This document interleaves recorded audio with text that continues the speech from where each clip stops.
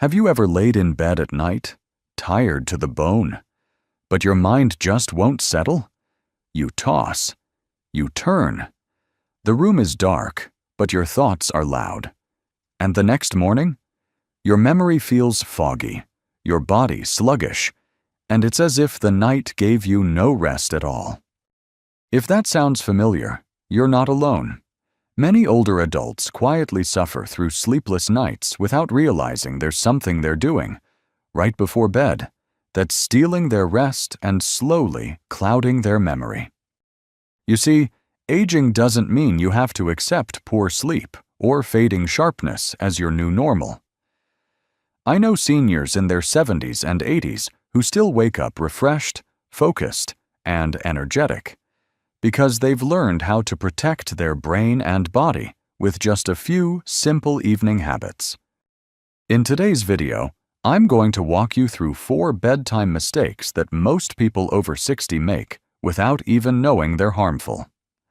These are the small habits, maybe even comforting ones, that are quietly destroying sleep quality and slowly chipping away at memory.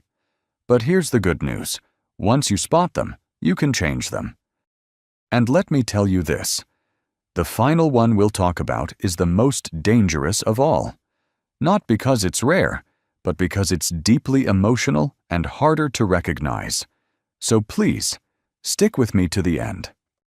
And hey, while you're here, don't forget to leave a comment below and tell me how your nights have been lately. Do you feel rested when you wake up? Or are your evenings restless? I'd love to hear from you.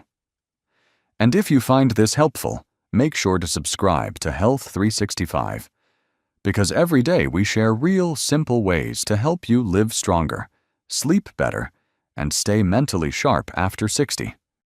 Now, let's start with the first bedtime mistake. It's something nearly everyone does these days, and it might be harming you more than you think. There's a moment at night, maybe around 9 or 10 p.m., when everything finally quiets down. The house gets still. You've finished your dinner, taken your evening pills, and maybe slipped into your pajamas. And in that peaceful moment, your hand reaches for the remote, or your phone. Just a little scroll before bed, right? A quick peek at Facebook. Or maybe you're watching a show you love, one more episode before you drift off. But here's the truth that no one really told us growing up. Those glowing screens, the TV, the phone, the tablet, they're doing more harm to your sleep than you might ever guess. And not just your sleep, but your memory, your energy the next morning, and even your mood. The science is surprisingly clear. Screens emit something called blue light, a very specific type of light that our brain interprets as sunlight. That means even if it's pitch dark outside, and even if you're yawning and ready to sleep, the moment your eyes soak in that blue glow, your brain says, "Wait a minute, it's not nighttime yet. Stay awake." Now, why does that matter? Because your body relies on melatonin, a hormone that naturally rises at night, to help you fall asleep and reach deep, restorative stages of rest. But blue light blocks melatonin, completely interferes with it. Studies from Harvard and Stanford have shown that just 90 minutes of screen use before bed can delay melatonin release by up to 3 hours and cut your total deep sleep by nearly 50%. That's not a small number. And here's what's especially important for those of us over 60. As we age, our natural melatonin production already declines. So even without screens, it gets harder to fall into deep sleep. When you add screen light to that mix, you're doubling the trouble. Now think about what happens when you miss out on that deep sleep. Your brain doesn't fully clean house. It doesn't process memories well. That's why you might forget what day it is, misplace things, or feel cloudy the next morning. Your muscles don't fully recover either. And your immune system? It doesn't get the reset it needs. All from a habit that feels as innocent as watching a YouTube video in bed. But here's the good news. You don't have to give up your evening routines completely. What you need is a buffer zone. About 60 to 90 minutes before you plan to sleep, turn off the screens. Let your brain slowly return to its natural rhythm. And during that time, try reading a paper book, doing light stretches, listening to soft instrumental music, or journaling. Some people like to dim the lights, sip warm herbal tea, or sit by a window and just breathe. Simple, gentle acts like that tell your brain, it's okay, you're safe, you can rest now. You can even shift your TV time to earlier in the evening. Maybe right after dinner, enjoy your favorite program. But then, once it ends, give yourself space to unwind away from the artificial light. If you need to use your phone at night, consider turning on night mode or using blue light blocking apps or glasses. They're not perfect, but they help. I know change can be hard, especially when we've built these habits over years. But even a few nights without screens before bed can bring you deeper sleep, clearer memory, and a sense of peace that lasts long into the next day. Many seniors I've worked with say they feel younger in the mornings after making this one shift. Now, speaking of nighttime habits, there's another one that can be even more tempting than screens. And for many people, it happens in the kitchen. Just a little bite before bed, something sweet, or something warm and filling. But what if I told you that midnight snack might be quietly disturbing your sleep from the inside out? It usually starts as a little craving. Maybe you're sitting in your chair, the evening is winding down, and you think to yourself, a little something sweet would be nice right now. Just a slice of bread, a biscuit, a spoonful of rice left from dinner. Or maybe it's a piece of cake, or that tempting bowl of cereal calling your name from the kitchen. After all, you're not eating a full meal. Just a light snack to help you sleep, right? But what if I told you that eating late at night, especially sugary foods or anything made from white flour, is one of the quietest reasons why seniors wake up tired, foggy, and sometimes even with aches they can't explain? Here's the truth. Your digestive system, like the rest of your body, wants to rest at night. It's not designed to stay active while you're sleeping. When you eat something, even just a small portion, your body shifts into work mode. Your stomach starts producing acid. Your pancreas releases insulin. Your body heats up as it tries to process the incoming food. And this is especially true for sugar and refined starches like white rice, white bread, pastries, cookies, and crackers. These foods spike your blood sugar, which sounds harmless at first. But that spike is quickly followed by a crash. And guess when that crash hits? Right in the middle of your sleep cycle.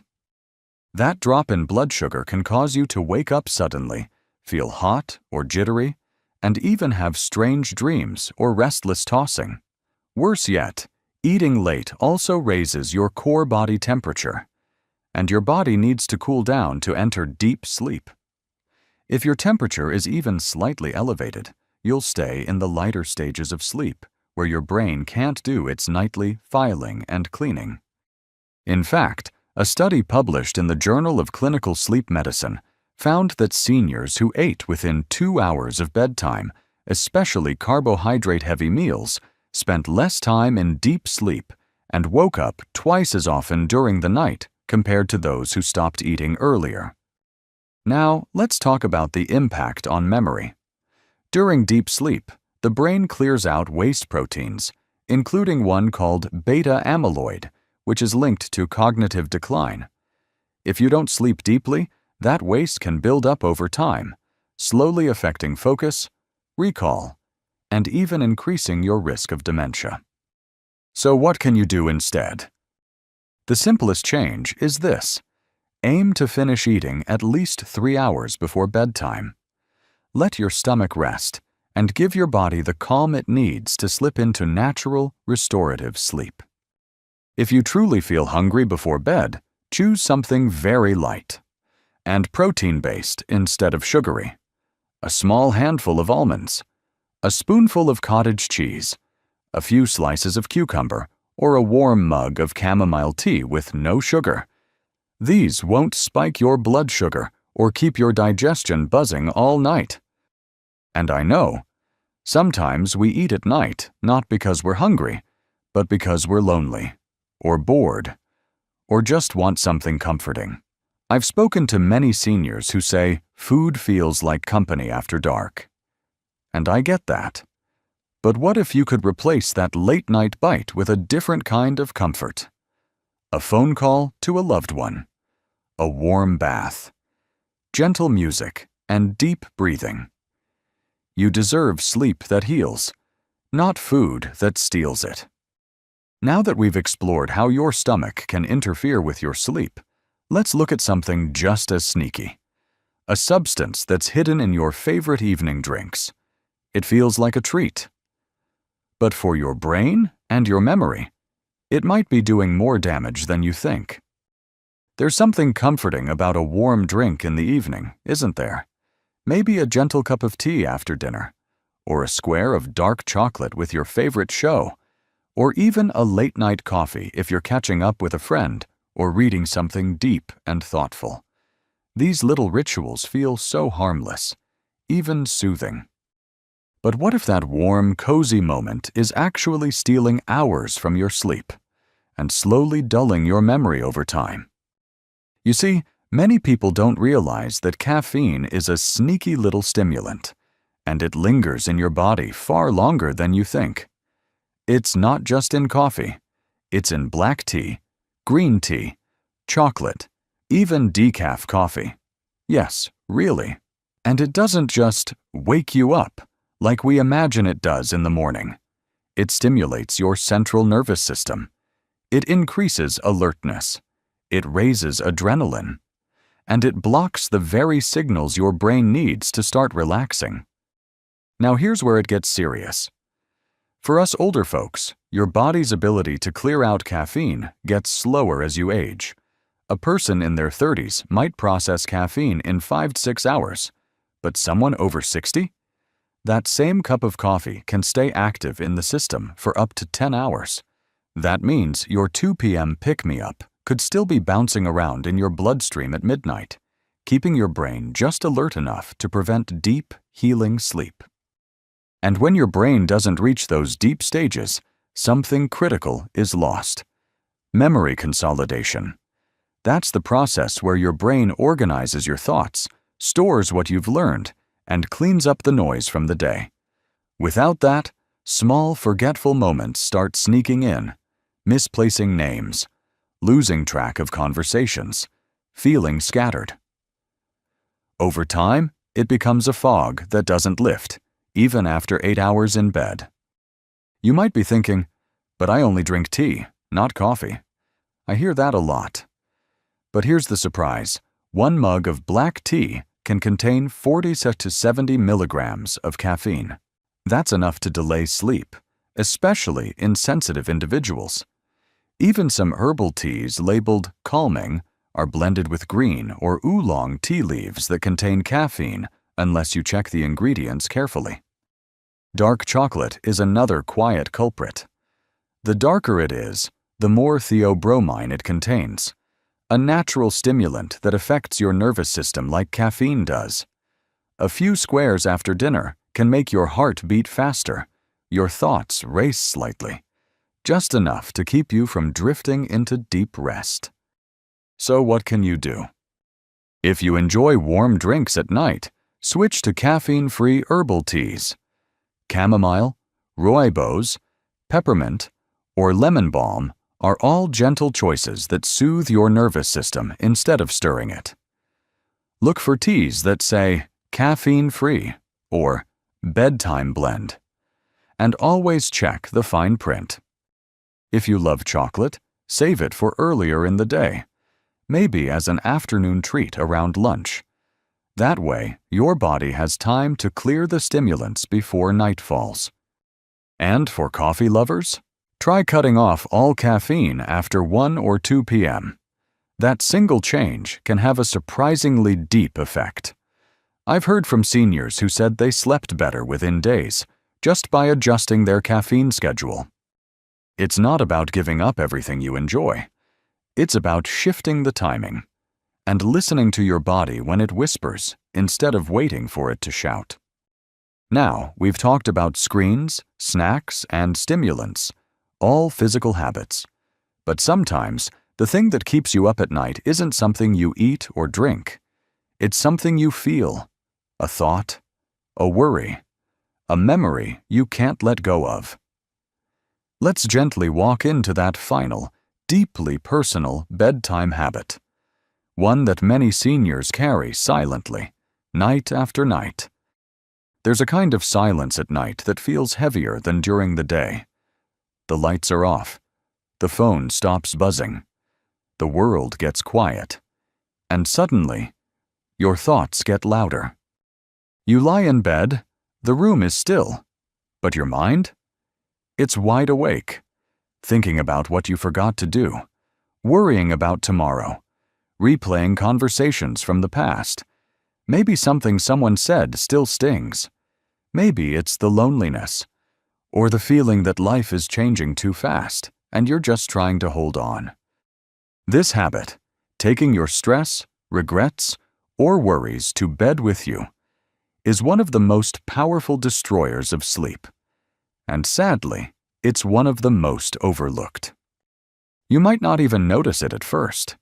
It begins with just a thought. Did I lock the door? Or, I really should have said something different at lunch. But then your heart beats a little faster. Your muscles get tense. You roll over and over, trying to find a comfortable position. But it's not your body that's restless. It's your mind. What's happening inside you is very real. When you feel anxious, your brain releases a hormone called cortisol, the stress hormone. Cortisol's job is to keep you alert, to prepare you for danger. It tells your body to stay awake, to scan for threats, to stay on guard. And when cortisol goes up, melatonin, the hormone that makes you feel sleepy, goes down. They can't both rise at the same time. Even if your body is exhausted, cortisol will keep your brain from fully shutting down. That's why, no matter how tired you feel, your mind keeps spinning, and your sleep never feels deep or peaceful. And here's the deeper cost. When you go to bed stressed or emotionally overwhelmed, your brain doesn't get the calm environment it needs to form memories or do its nightly repairs. Over time, this emotional tension can lead to chronic insomnia, depression, memory fog, and even weaken your immune system. So, what can you do? You don't need to stop worrying. That's easier said than done. But you can create space between your day and your sleep. Give your heart and your mind permission to wind down, little by little. Try this gentle practice, an hour before bed. Write down your worries. Not in detail. Just list them out like you're offloading groceries from your arms. Worried about tomorrow's appointment. Sad about how distant my son felt today. Upset I forgot my friend's birthday. Once they're on paper, your brain doesn't have to hold them so tightly. Then, follow it with something calming. A gratitude reflection. 3 things that went okay today. Or close your eyes, breathe deeply, and imagine a place that always made you feel safe. A beach, a childhood home, a favorite garden. And don't be afraid to speak your feelings out loud, even if it's just to yourself. Sometimes, naming what's in your heart is all it takes to soften it. You deserve to go to bed with peace in your mind and softness in your chest. Your sleep is not just rest, it's healing. It's how your brain stays sharp, how your emotions stay steady, how your body restores itself. And the beautiful thing? Peaceful sleep isn't something you have to earn. It's something you can create, one gentle evening at a time. Now that we've talked about the physical and emotional traps that can ruin your rest, let's take a deep breath together and move towards something even more powerful, a way forward, full of hope and possibility, even after 60. You know, growing older brings many changes, some we expect and others that surprise us. But here's something many people forget. Just because time is passing doesn't mean our peace, our clarity, or our sleep has to slip away with it. The truth is, your body is still listening to you. Every small habit you change, every gentle step you take toward rest, it notices, and it responds. The screen you turn off, the snack you skip, the tea you switch out, the thoughts you learn to lay down. All of it adds up. You don't need to transform your entire life overnight. You don't need to be perfect. All you need is to choose peace a little more often than stress, and to protect your sleep like it's a sacred ritual. Because it is. Sleep isn't a luxury at your age. It's fuel for your brain, your balance, your memory, and even your joy. And the beautiful part? It's never too late to make it better. Never. So if you've found yourself nodding along during this video, if some of these habits felt a little too familiar, don't feel guilty. Feel empowered. Because now you know. And once you know better, you can do better. Gently, one night at a time. And I'd love to hear from you. What's one habit you're ready to shift tonight? Leave me a comment below and let me know. I read every word. And if you found this video helpful, please take a moment to like it, share it with someone who might need it, and subscribe to Health 365. This channel is here for you, to help you sleep better, move better, and live brighter in every season of life. You still have so much to enjoy, and with just a few gentle changes each night, tomorrow could already feel more alive. Sleep peacefully tonight, my friend. You've earned it.